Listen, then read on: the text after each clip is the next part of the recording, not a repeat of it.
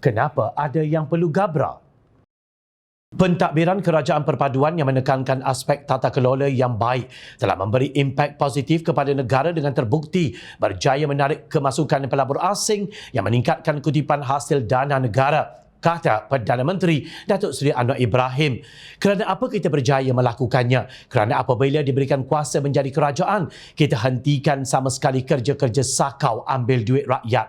Kita tidak langgar peraturan. Kita tidak izin ambil kontrak tanpa tender, ambil kontrak dengan komisen. Kita tidak izin pemimpin ambil duit rakyat. Ini maknanya tata kelola guna kuasa bantu rakyat. Hasilnya, Januari hingga April hasil dalam negeri kasar GDP meningkat 5.6%, lagi tinggi daripada China, Vietnam dan Indonesia. Lembaga hasil dalam negeri LHDN pula melaporkan kutipan cukai juga bertambah. Dari mana bertambah? Orang yang dulu duk curi tak bayar cukai, sekarang semua bayar sebab tahu tak boleh sogok. LHDN harus bersih betul, maka hasil kita meningkat. Ini kerja pasukan. Kita bercatat pelaburan. Amazon, puluh bilion. Geely, minggu sudah datang masa kita lancar Proton. 10 bilion di Tanjung Malim. Saya pergi ke negara China. 170 bilion ringgit. Datang untuk bagi pelaburan dan juga pekerjaan kepada rakyat kita. Sebab apa? Dia percaya kita tak sakau, kita tak curi, kita tak ambil komisen dan kita tahu kerja untuk menjaga kepentingan rakyat. Katanya, dan berkata demikian dalam ucapannya ketika menghadiri Majlis Rumah Terbuka Aidilfitri Malaysia Madani di Gombak kemarin, yang turut dihadiri Timbalan Perdana Menteri Datuk Seri Dr. Ahmad Zahid Hamidi dan Menteri Besar Selangor Datuk Seri Amiruddin Syari. Anwar yang juga Menteri Keuangan berkata tempoh pentadbiran kerajaan perpaduan yang memasuki usia 6 bulan ketika ini juga telah menyaksikan bantuan paling tinggi dalam sejarah diberikan kerajaan kepada golongan miskin serta para nelayan dan pekebun kecil. Beliau pada masa sama berkata kerajaan perpaduan akan terus bekerja keras membangunkan negara, seterusnya mengangkat martabat Malaysia sebagai negara gagah di rantau Asia. Kita teruskan kerja kuat, pastikan ada perubahan. Kuasa kita ini untuk apa? Tanggungjawab kita pada Allah Subhanahu Wa Taala. Apa yang kamu lakukan untuk kuasa ini? Kita akan terus hentikan sama sekali sakau seperti apa yang kita lakukan sepanjang 6 bulan memerintah. Saya tidak akan gentar.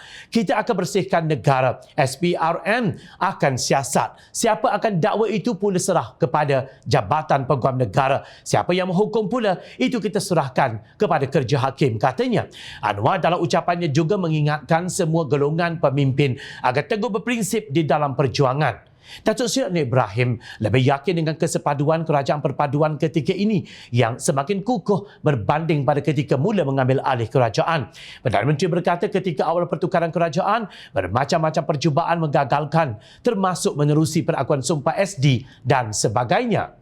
Saya lebih yakin sebagaimana kita lihat konvensyen kerajaan perpaduan semalam yang telah menetapkan satu bentuk kerajaan yang kukuh. Pada peringkat awal saya ambil itu macam-macam percubaan, SD dan sebagainya, dan sampai kepada Yang di-Pertuan Agong dan Sultan-Sultan. Tapi bila beberapa bulan berlalu nampak lebih kemas dalam sistem politik demokrasi, siapa pun boleh rebut kuasa ikut jalur yang sah. Lebih yang lalu, ketua-ketua parti, baik PH atau BN, GPS, JRS itu yang besar, bagi komitmen yang sangat jelas. Ya.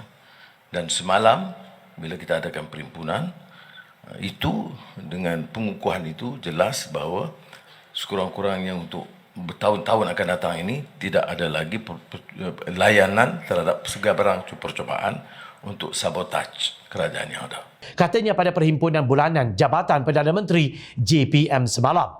Anwar turut yakin kerajaan perpaduan yang dipimpinnya tidak goyah berdasarkan dukungan yang dizahirkan parti-parti politik yang membentuk kerajaan ketika ini.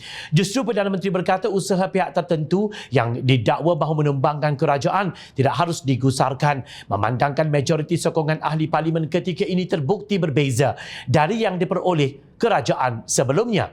Yang digusarkan apa dia? jeritan 3-4 orang ahli parlimen yang merasa kekecewaannya.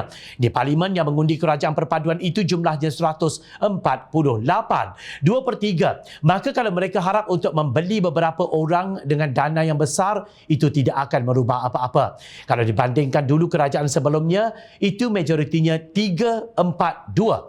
Itu yang menyebabkan ia tidak stabil. Jadi bagi saya, kita tidak melarang orang berusaha atau bermimpi seperti yang pernah disebut kepada saya PM Tepi. Itu tiada salah orang mahu bercita-cita besar, tetapi biarlah tegak pada kenyataan, tegas Anwar. Percayalah, jika wujud cubaan untuk menjatuhkan kerajaan yang diketuai Anwar, ia dilakukan oleh pihak yang takut salah laku mereka terdedah, dan bukannya sebab untuk membela negara, agama atau bangsa yang dilaungkan sehingga keluar anak tekak.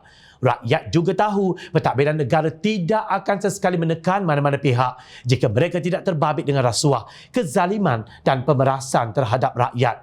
Jika tidak ada apa yang diselindungkan di bawah kapet, kenapa gabra sangat?